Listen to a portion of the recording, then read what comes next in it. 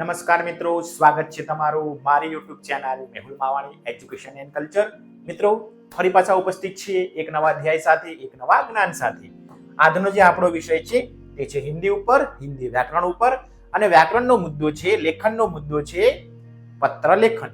હિન્દીમાં પરીક્ષામાં ઘણીવાર પત્ર લેખન પૂછાતો હોય છે. તો પત્ર લેખનના કેટલાક સ્ટેપ છે, પગથિયા છે.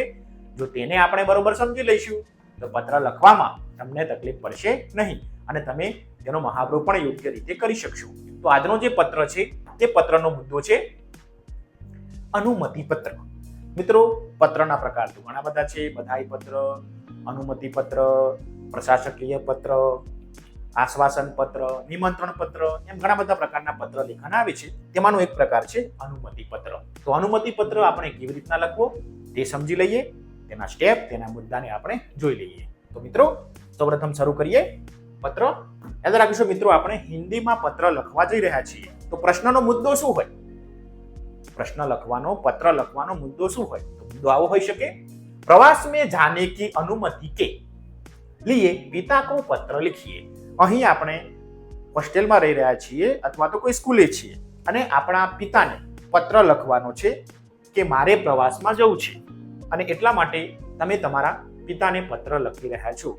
મિત્રો, પત્ર આજથી ઘણા વર્ષો પહેલા સંદેશા વ્યવહારનું એકમાત્ર સાધન હતું. અત્યારે તો આપણી જોડે મોબાઈલ છે. ફટાફટ મોબાઈલમાં કોલ કરી અથવા તો ચેટિંગ કરી સોશિયલ મીડિયાની મદદથી આપણે મેસેજ મોકલી શકીએ છીએ. પણ ઘણા વર્ષો પહેલા સંદેશા વ્યવહારનું એકમાત્ર સાધન પત્ર લેખન હતું. તો પત્ર લેખનની કેટલીક પદ્ધતિ છે તેને પણ સમજી લઈએ.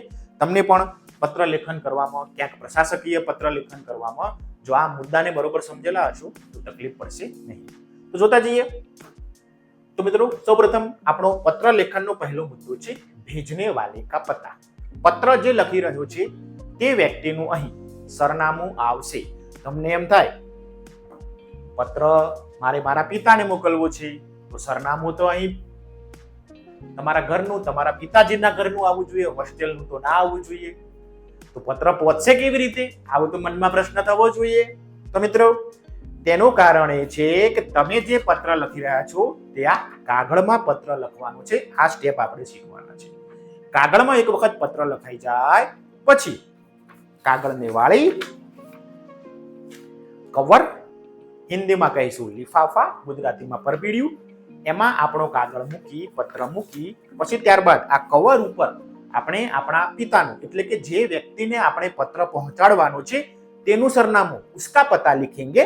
અને પછી આપણે પોસ્ટ ઓફિસમાં, ડાકમાં નાખી આવશું, ટપાલ પેટીમાં. એટલે ટપાલી તે પત્ર લઈ અને આ લખેલા સરનામા ઉપર પહોંચાડશે. એટલે હવે મનમાં સ્પષ્ટતા હોવી જોઈએ કે સૌપ્રથમ પત્ર લખનાર વ્યક્તિનું સરનામું આવે એટલે આપણે પત્ર કાગળમાં લખી રહ્યા છીએ એટલે સરનામું સૌપ્રથમ આપણું આવશે, લખનાર વ્યક્તિનું. તો મિત્રો, અહીં આ રીતના આપણે હોસ્ટેલમાં લઈ રહ્યા છીએ. તો અહીં મુદ્દો લીધો છે નવદીપ છાત્રાલય. પછી રસ્તો આપ્યો છે, શહેરમાં હોસ્ટેલ હોય એટલે કપડવંજ રોડ છે, તેની પર આ હોસ્ટેલ આવી છે. કઈ જગ્યાએ? તો કે ભાઈ બાયડ શહેરમાં, જિલ્લા અરવલ્લી, રાજ્ય ગુજરાત. તો મિત્રો, આ રીતના આપણે આપણી હોસ્ટેલનું સરનામું લખી શકીએ. તમે પણ સરનામું લખો તો ક્રમશઃ લખવાનું છે, લાઈનસર લખવાનું છે. અને હિન્દીમાં જ્યારે પત્ર લખી રહ્યા હોઈએ ત્યારે ખાસ યાદ રાખજો, સરનામું ડાબી બાજુ, બાઈ ઓર હી લિખના. ગુજરાતીમાં લખશો ત્યારે સરનામું હંમેશા જમણી બાજુ આવશે. હિન્દીના પત્ર લેખનનું આ મહત્વનું સ્ટેપ. ડાબી બાજુ અને લાઈનસર ક્રમશઃ આડું અવળું જીક જેક આપણે લખવાનું નથી. તો આગળ વધી. હવે સૌપ્રથમ આપણું સરનામું. બીજું સ્ટેપ આવશે દિનાંક અને સંબોધન. દિનાંક અને સંબોધન.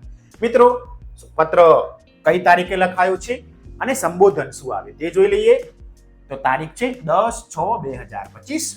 પૂજ્ય પિતાજી, સાદર પ્રણામ. અહીં આપણે આપણા પિતાજીને પત્ર લખી રહ્યા છીએ. પિતાજી આપણા કરતા મોટા છે, પપ્પા આપણા, એટલા માટે પૂજ્ય પિતાજી, આદરણીય પિતાજી, વંદનીય પિતાજી.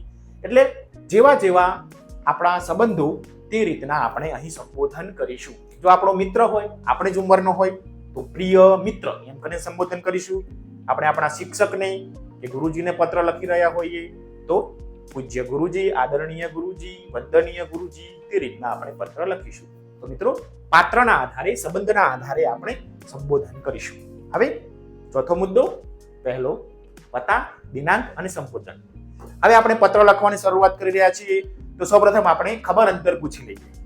જ્યારે આપણે પત્ર લખીશું તો સૌપ્રથમ આવશે ખબર અંતર. એ જ ખબર અંતરને આપણે કહીશું અભિવાદન.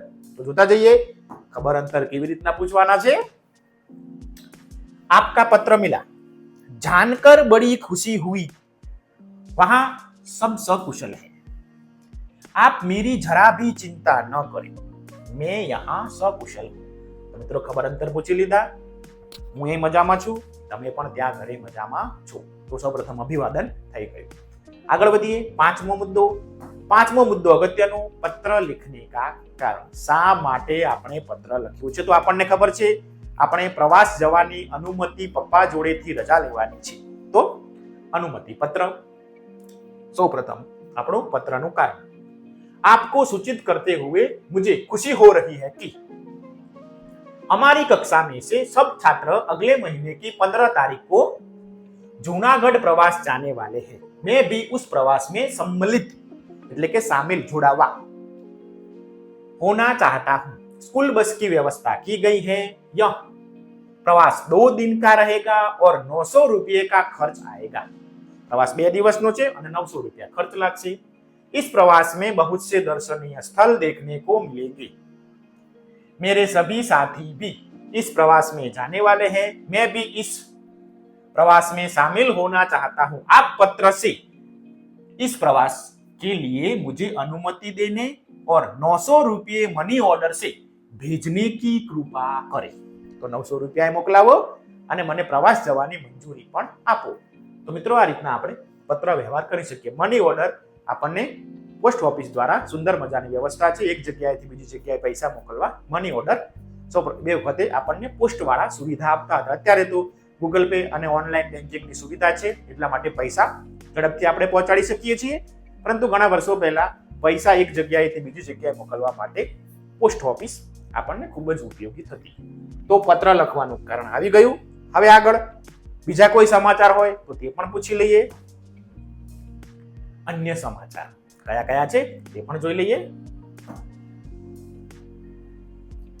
प्रवास से लौटने के बाद पाठशाला में दीपावली की छुट्टी है, तो मैं दीपावली की छुट्टी में घर आऊंगा. तो मित्रों પ્રવાસથી પાછા આવી પછી શાળામાં દિવાળીની રજાઓ છે, વેકેશન છે, એટલા માટે હું હવે ઘરે પ્રવાસ પૂરો કરીને સીધો ઘરે આવીશ. તો મિત્રો અન્ય સમાચારમાં આપણે આ કારણ મૂકી શકીએ. જેવો જેવો પત્ર તેવા તેવા સમાચાર, અન્ય સમાચાર. હવે છેલ્લે આપણે પત્રને સમાપ્તિ બાજુ જઈ રહ્યા છીએ. તો સમાપ્તિ પત્ર પૂરો કરી રહ્યા છીએ. और आगे न लिखते हुए छोटे भाई बहन को मेरा प्यार, पूजनीय माताजी को मेरा सादर प्रणाम. तो મિત્રો નાનકડા ભાઈ બહેન છે તેને મારું વહાલ આપજો અને મારા મમ્મીને પ્રણામ વંદન. હવે છેલ્લો મુદ્દો સંબંધ અને નામ. અહીં આપણે પત્ર જેને મોકલવાનો છે તે વ્યક્તિ જોડે તમારો શું સંબંધ છે અને જોડે જોડે પત્ર લખનાર વ્યક્તિનું નામ. પત્ર હું લખી રહ્યો છું તો નામ આવશે મારું. તો જઈએ. આપકા આજ્ઞાકારી પુત્ર રામ. તો મિત્રો આ રીતે આપણે પત્ર લખી શકીએ. પત્રનો મુદ્દો હતો અનુમતિ પત્ર. અનુમતિ પત્ર કેમ લખાય તેનો સરસ મજાનો નમૂનો અહીં તમને આપ્યો છે. પ્રવાસ જવાની અનુમતિ આપણે માંગી રહ્યા છીએ તેવો પત્ર લખેલો છે. પછી જેવી જેવી અનુમતિ તમારે માંગવાની હોય તે પ્રમાણે તમે અહીં આ પત્ર લખવાના કારણમાં ફેરફાર કરી શકો છો. બાકીના બધા સ્ટેપ, બધા પગથિયા લગભગ સરખા આવશે. આશા રાખું છું કે મિત્રો તમને આ પત્ર લખવામાં હવે કોઈ તકલીફ પડશે નહીં અને મારો વિડીયો તમને ગમ્યો હશે.